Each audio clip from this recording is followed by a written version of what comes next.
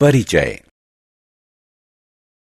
प्रिय दोस्तों, आपने निश्चित रूप से किसानों को धान के खेतों में काम करते देखा होगा।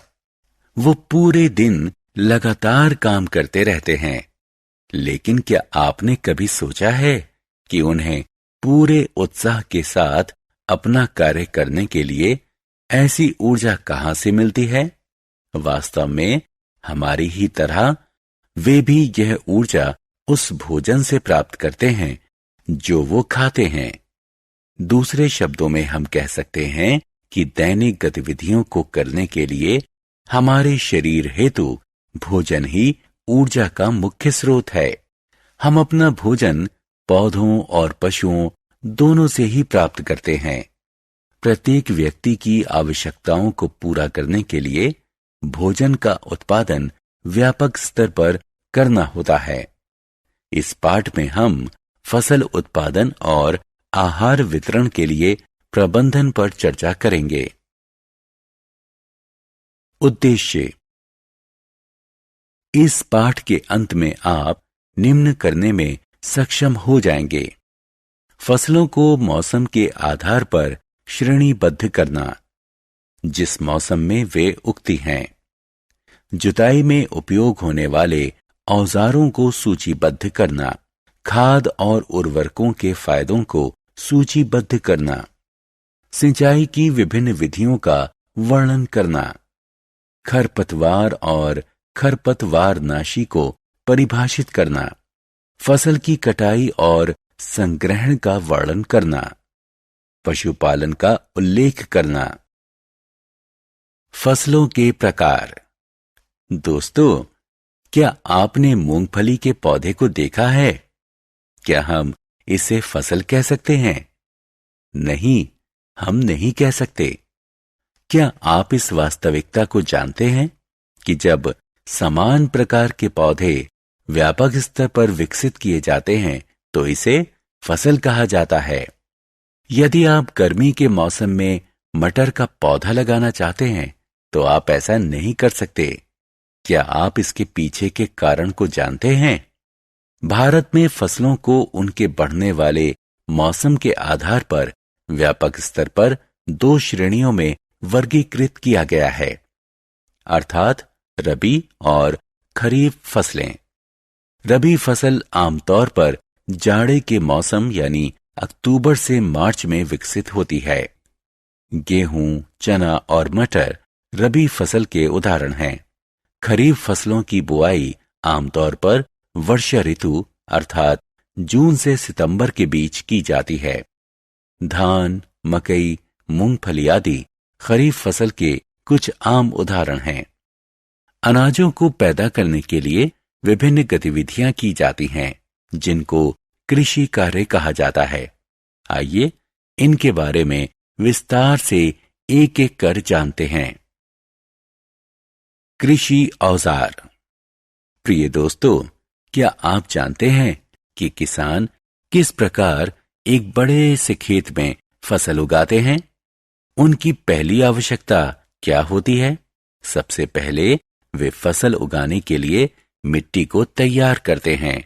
इसके लिए वे मिट्टी की खुदाई करते हैं और उसे ढीला करते हैं। मिट्टी में मौजूद रहने वाले केंचुए और सूक्ष्म कीटाणुओं को विकसित करने में ढीली मिट्टी सहायता करती है। ये जीव किसानों के मित्र भी कहे जाते हैं। ये मिट्टी में खाद को बढ़ाते हैं। मिट्टी को खोदना और ढीला करना पोषक मिट्टी को ऊपर ले आता है। ये पोषक तब पौधों द्वारा उपयोग किए जाते हैं। अब इस किसान को देखिए, ये खेत की जुताई कर रहा है।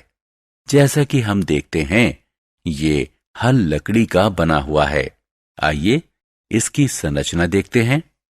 इसमें एक मजबूत त्रिकोणीय लोहे की पत्ती लगी हुई है, जिसे हल का फाल कहा जाता है, और हल का मुख्य भाग लकड़ी का बना होता है, जिसे हल शैफ्ट कहा जाता है। खेती में उपयोग किया जाने वाला एक अन्य उपकरण कुदाल है। इसका उपयोग आमतौर पर खरपतवार को निकालने और मिट्टी को ढीला करने के लिए किया जाता है। इसमें लकड़ी का एक लंबा डंडा लगा होता है और इसमें मजबूत, चौड़ी, मुड़ी हुई लोहे की प्लेट लगी होती है जो ब्लेड के समान कार्य करती है। आप में से अधिकांश ने खेतों में ट्रैक्टर जरूर देखा होगा। आजकल जुताई ट्रैक्टर द्वारा की जाती है जो मेहनत और समय दोनों की बचत करता है। बुआई। एक बार जब जुताई समाप्त हो जाती है तो अगला चरण बुआई का है। बुआई से पहले किसान उच्च फसल प्राप्त करने के लिए उच्च गुणवत्ता युक्त बीज का चयन करते हैं।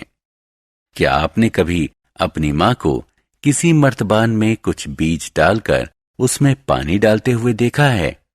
कुछ मिनटों के पश्चात क्या होता है? कुछ बीज तैरने लगते हैं। इसके पीछे क्या कारण है? कुछ क्षतिग्रस्त बीज पानी पर तैरने लगते हैं क्योंकि वे खोखले होते हैं, अतः हल्के हो जाते हैं।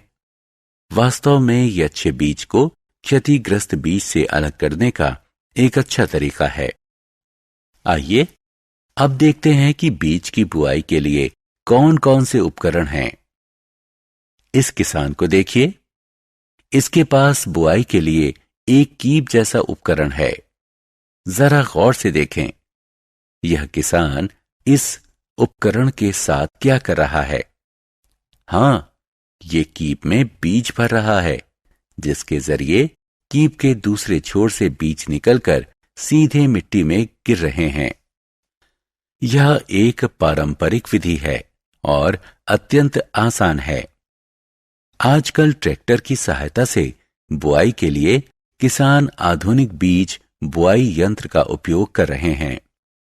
मुझे यकीन है कि आप सोच रहे होंगे कि ये आधुनिक बीज बुआई यंत्र किस प्रकार कार्य करता है। यह समान दूरी और गहराई पर बीज बोता है, जो सुनिश्चित करता है कि बुआई के बाद बीज मिट्टी से ढक गया है। यह प्रक्रिया काफी समय और मेहनत की बचत करती है। खाद।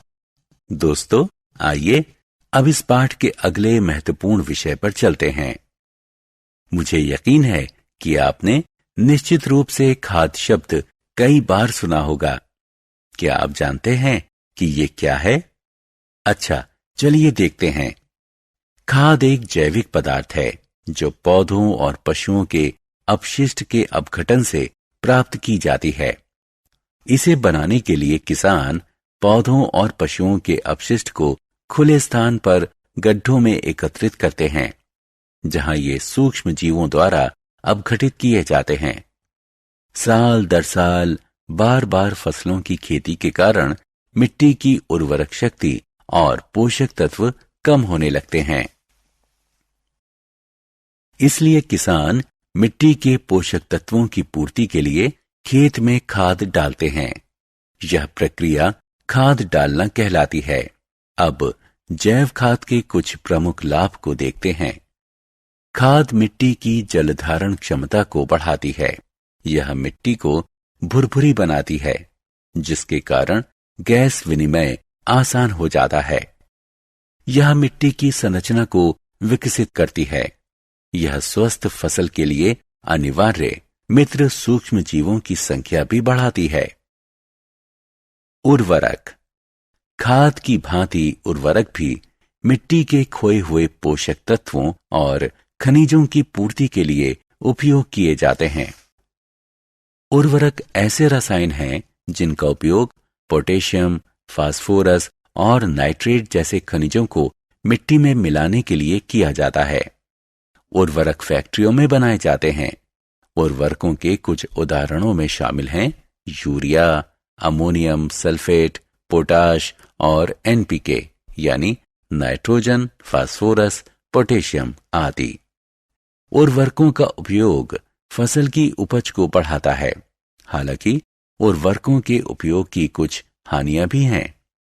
उर्वरकों का अत्यधिक उपयोग मिट्टी को कम उपजाऊ बनाता है और ये जल प्रदूषण के स्रोत भी हैं। अब आप इस तालिका में उर्वरक और खाद में अंतर देख सकते हैं। फसल चक्रण। अब तक हमने खाद और उर्वरक तथा उनके उपयोगों के बारे में जाना। आइए अब मिट्टी के पोषक तत्वों की पूर्ति करने वाली एक अन्य विधि के बारे में जानते हैं।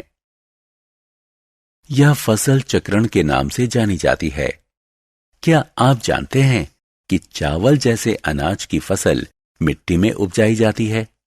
यह मिट्टी से अत्यधिक नाइट्रोजनी क्षार का उपयोग करती है और इसके बाद यदि अन्य अनाज की फसल उसी मिट्टी में उपजाई जाए तो मिट्टी में नाइट्रोजन की कमी हो जाती है। अतः चक्रण के द्वारा किसी फलीदार फसल को अनाज की फसल की उपज के बाद उपजाया जाना चाहिए। आपको जानकर हैरानी होगी कि कुछ बैक्टीरिया इन फलीदार पौधों की ग्रंथियों की जड़ में मौजूद होते हैं।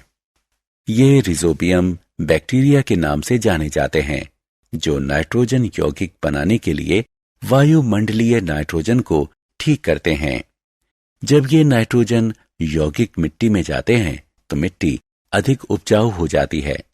अतः फलीदार पौधों का रोपण मिट्टी को प्रचुर मात्रा में नाइट्रोजन प्रदान करता है और जब कोई अनाज इस मिट्टी में उपजाया जाता है तो अनाज उत्पादन बढ़ जाता है।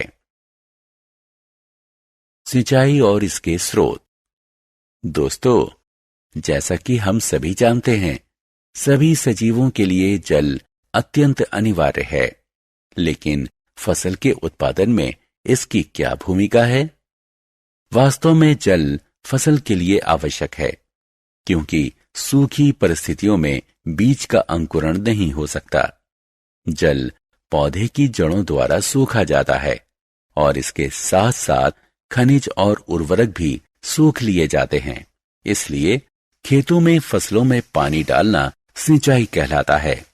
सिंचाई का समय और आवृत्ति मिट्टी दर मिट्टी, फसल दर फसल और मौसम दर मौसम परिवर्तित होती रहती है। अब प्रश्न ये उठता है कि सिंचाई के स्रोत क्या क्या हैं? जी हां, ट्यूबवेल, तालाब, झील, नदियां, डैम और कैनाल सिंचाई के कुछ मुख्य स्रोत हैं। सिंचाई की आधुनिक विधियां। आइए अब सिंचाई की आधुनिक विधियों को जानते हैं। फव्वारा प्रणाली। यह प्रणाली ऊबड़ खाबड़ भूमि के लिए काफी उपयोगी है, जहां पर्याप्त जल उपलब्ध नहीं हो पाता। इस प्रणाली में लंबवत पाइप, जिसमें शीर्ष पर घूमने वाले नोजल लगे होते हैं, मुख्य पाइपलाइन से नियमित अंतराल पर जोड़े जाते हैं। जब पंप की सहायता से दबाव में मुख्य पाइपलाइन के माध्यम से जल को प्रवाहित होने दिया जाता है तो यह घूमने वाले नोजल से निकलता है और इस प्रकार फसल पर पड़ता है जैसे वर्षा हो रही हो। अगली प्रणाली रिसाव प्रणाली है। इस प्रणाली में जल बूंद बूंद कर सीधा जड़ों में गिरता रहता है। यह फल के पौधों, बगीचों और पेड़ों में जल डालने का उत्तम तरीका है। हम देख सकते हैं कि जल जरा सा भी बर्बाद नहीं होता, इसलिए हम कह सकते हैं कि ये उन क्षेत्रों के लिए वरदान है जहां पानी की उपलब्धता कम है।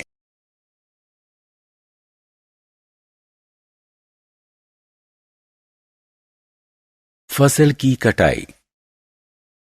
दोस्तों, क्या आप सोचते हैं जब फसल पक जाती है तो किसान क्या करता है? हां, वो फसल को काटता है।